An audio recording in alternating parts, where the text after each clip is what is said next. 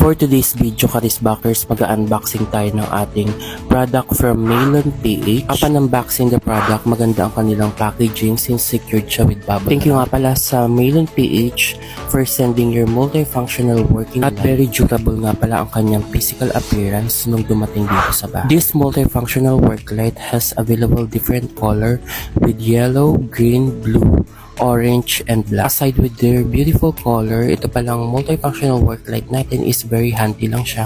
Kaya nyo siyang hawakan with your one hand. In terms of good quality product, meron lang naman siyang 8,246 sold out here in TikTok. With their 8,246 sold out and positive feedback here from TikTok, hindi na natin pag-uusapan dito ang kanyang quality. Sa panahon ngayon, alam naman natin matatalim na rin ng mga tao. Make sure na maganda ang mga comment or positive feedback ng product before kayo bumili ng any product here on TikTok. Sa kanyang vivid color, magaganda nga rin pala ang mga available color nitong ating multifunctional working light. At ang nagustuhan ko nga pala dito sa ating multifunction working light is meron siyang 4,000 mAh battery capacity na talagang it can last up to 4 to 6 hours usage. Aside from that, malakas rin pala ang kanyang magnetic absorption. At kung kayo naman ay adventurous, magagamit nito, lalong-lalo na sa camping kasi meron siyang hook design na pwede nyo isabit kapag magka-camp kayo. As a content creator, very useful since compatible na siya with tripod.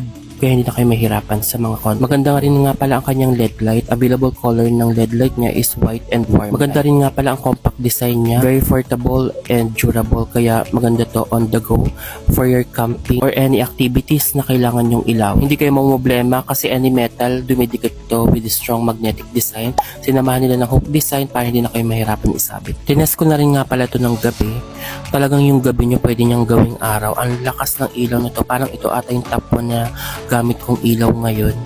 Walang makakatalo dito kasi sobrang ganito lang yung design niya pero ang lakas ng buga nito pag gabi. Ipapakita ko mamaya sa inyo kung gaano kalakas yung ilaw niya mamayang gabi.